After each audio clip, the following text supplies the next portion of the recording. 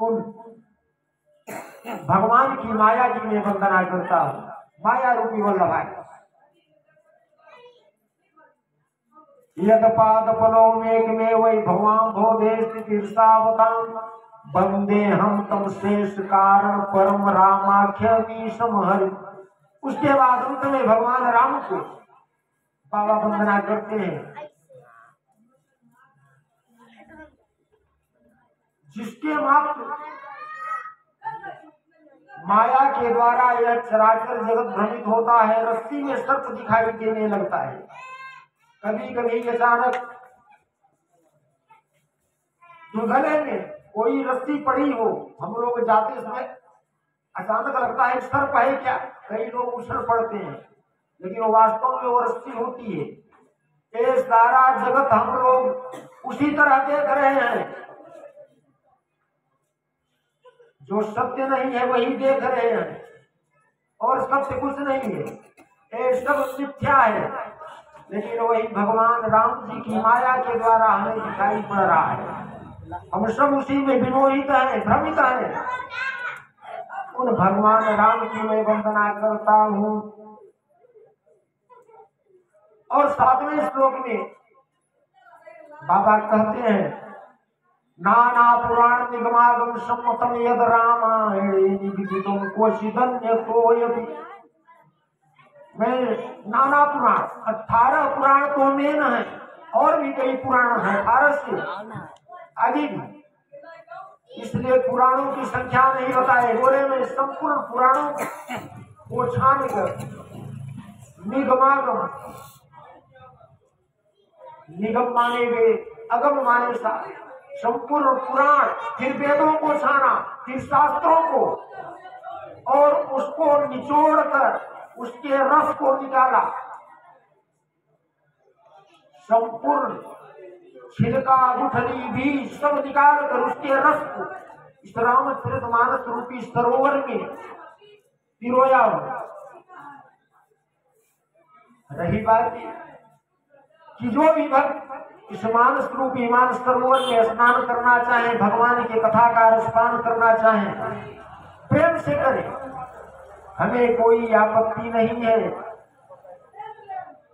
और अगर कोई पसंद नहीं करते तो किसी के ऊपर हम नहीं थोप रहे हैं, मत पसंद करो। मैं अपने स्वांतः सुखाय तुलसी रघुनाथ गाता, मान ले संसार की मैं अपने अंतःकरण के लिए, अपने सुख के लिए इस मान सरोवर की रचना कर रहा हूँ। भाषा निबंधम मंजुल मातनु सांसारिक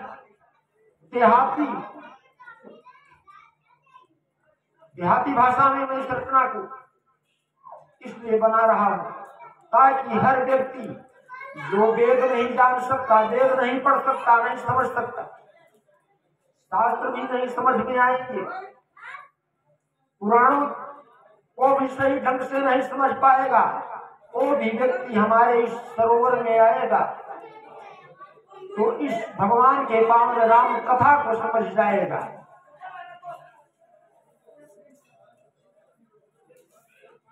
अब बाबा 5 सोरठा बनाते हैं। सबसे पहले गणेश जी का ही प्रारंभ करते हैं सोरठा में। जो सुमिरत सिद्धि होई गणनायक करिवर बदन।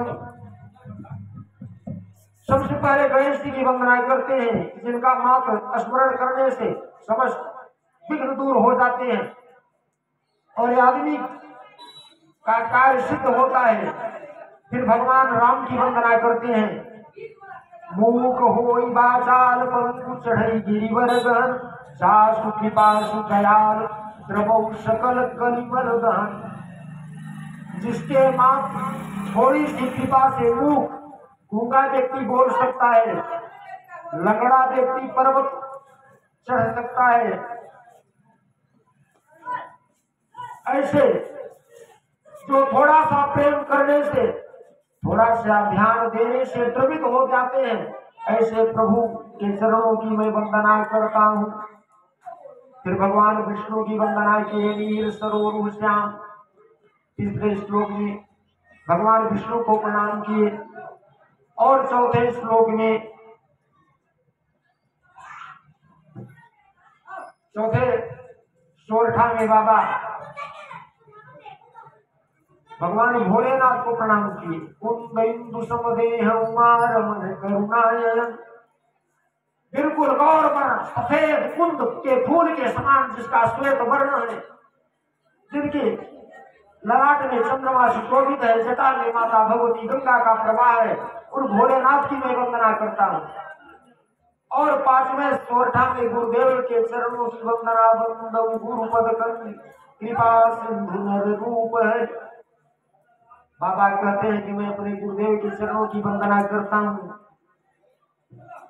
जो कृपा के सागर मनुष्य रूप में होके भी डायरेक्ट भगवान नरहरि है। अर्थात चाहे नरसिंह भगवान मान लो या फिर गोस्वामी जी के गुरुदेव बाबा नरहरि दास की वंदना किए गुरुदेव की। और गुरुदेव के चरणों में बाबा चौपाई प्रारंभ करते हैं। बंदहु गुरु पद पदुम परागा,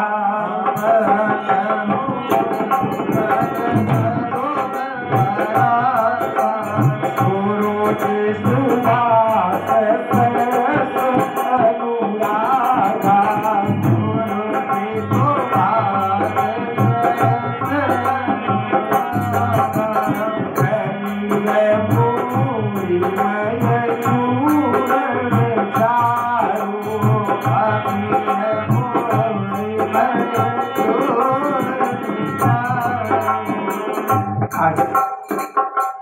सबसे पहले गुरुदेव के चरणों की वंदना किए। बंदो गुरुपद कर, गुरुदेव के पवित्र चरणों की मैं वंदना करता हूँ, जो कि कृपा के सागर सब भगवान नरहरि के बराबर है। उसके बाद गुरुदेव के चरणों के पराग, जो गुरुदेव के चरणों से सुगंध आती है पराग, उस पराग की वंदना की। और फिर चरणों की रज की वंदना की। फिर गुरुदेव के चरणों के नख की वंदना किए। बाबा कहते हैं कि गुरुदेव के चरणों के पवित्र नख से एक मणि की ज्योति उत्पन्न होती है। अरे श्री गुरु पद रज मणि